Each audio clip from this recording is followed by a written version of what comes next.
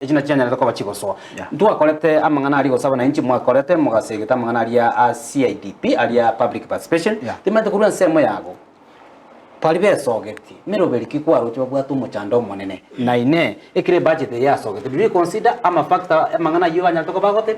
Actually issues to our number one was roads. Yes. It pains me Umoraringa. I never inherited even one road that was in good state.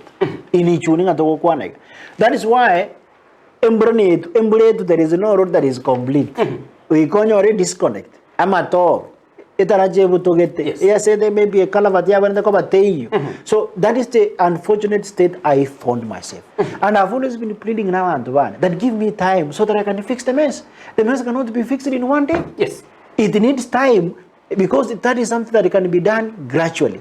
And that's why now the pare and the onzingoros we care so that that road can be used over some time. Like Womne Pare ya Mwembe, which is my pioneer road in Tangani. It is to standard and I know it will be used for some good time. And that's what I want to ensure throughout the. So the priority of the way they are engaged par. Yes. And this engaged priority of the way they are engaged par actually of the that 9 million in our ward-based budget, 27 million is going to roads. Isn't that? Yes. You can see more where that more than three-quarter of what was given to us as a people of Ichuni ward, Manyanga 27 million is going to roads. And I have lined up a whooping 20 roads to be opened in this financial year. So we are doing 20 roads, Chiko Igorwa, Morom, and those ones that needs to be maintained, they will equally be maintained and to standard.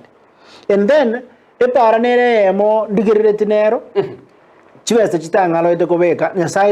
during the introduction of the supplementary budget. Yes. Because because